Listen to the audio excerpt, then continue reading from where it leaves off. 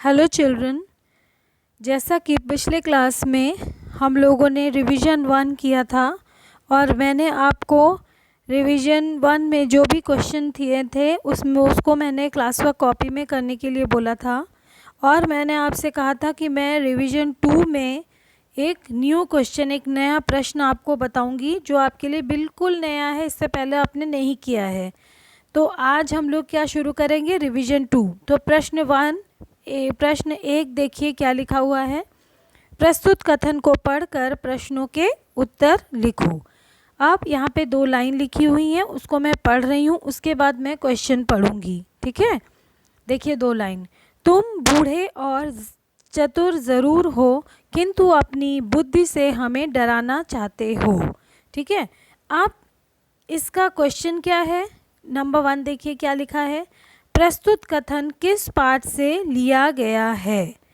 तो ये इसका आंसर आप तभी लिख सकते हैं जब आप पाठ को अच्छी तरह से, चैप्टर को पढ़ेंगे। जिस बच्चे ने अच्छे से पढ़ा होगा उसको तुरंत आंसर आ जाएगा। तो हमारा आंसर क्या होना चाहिए, प्रस्तुत कथन चतुर्हंस नामक पाठ से लिया गया है। अब देखिए नंबर 2, प्रस्तुत कथन किसके द्वारा किसे कहा गया है। इट मीन्स किसने किससे कहा। तो इसमें किसके द्वारा किसे कहा जा रहा है, जिसने इसको अच्छे से पढ़ा होगा उसे पता होगा कि ये कथन है, ये तीसरे हंस ने किसको कहा, बूढ़े हंस को कहा। तो प्रस्तुत कथन तीसरे हंस द्वारा बूढ़े हंस को कहा गया है। ठीक है, अब नंबर 3 देखिए। प्रस्तुत कथन में किसको चतुर कहा गया है। तो अब आपको ये पता होना चाहिए कि इसमें किसको चतुर बोला गया है। तो कौन चतुर था, बूढ़ा हंस चतुर था ना। तो यहाँ पे आंसर क्या होगा, प्रस्तुत कथन में बूढ़े हंस को चतुर कहा गया है। ठीक है, तो ये आपका एक एग्जाम्पल, ऐसा ही क्वेश्चन आपके यूनिट टेस्ट में आने वाले हैं और 2 चैप्टर में से कहीं से भी आपका ये आएगा। तो इसलिए आपको दोनों चैप्टर, दोनों पार्ट अच्छे से पढ़ना पड़ेगा। ठीक है, तो ये आपको मैंने एग्जाम्पल के लिए ये समझा दिया है कि ऐसे ही क्वेश्चन आपके पेपर में आएंगे। ठीक है, तो ये था हमारा प्रश्न 1।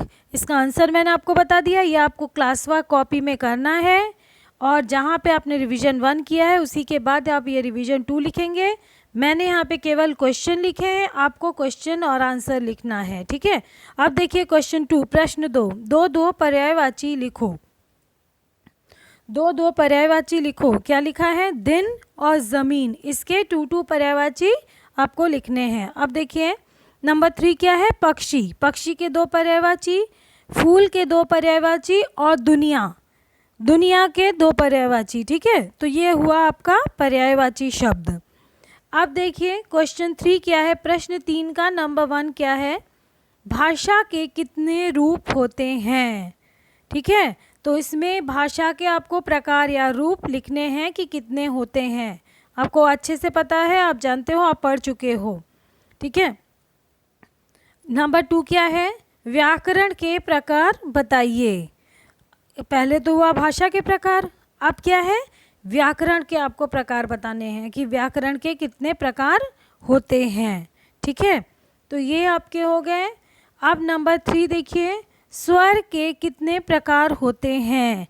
इसमें मैंने तीनों ही दिया है काइंड्स। ठीक है, कि स्वर के कितने प्रकार होते हैं, व्याकरण के कितने प्रकार होते हैं और भाषा के कितने प्रकार होते हैं। इसको आपको क्वेश्चन लिख के उसके बाद आंसर लिखना है।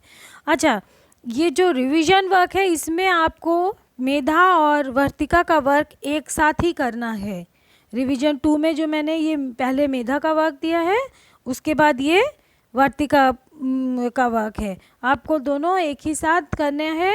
कोई कन्फ्यूजन नहीं होना चाहिए कि मैम हम किस कॉपी में करेंगे। मैं इसीलिए बार बार आपको कह रही हूँ कि ये दोनों काम आपको क्लास वर्क कॉपी में, जहाँ पे आपने रिवीजन 1 किया है वहाँ पे ही आपको रिवीजन 2 करना है।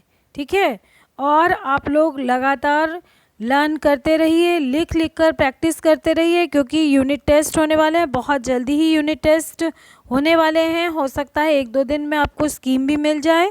ठीक है, so all the best, thank you class.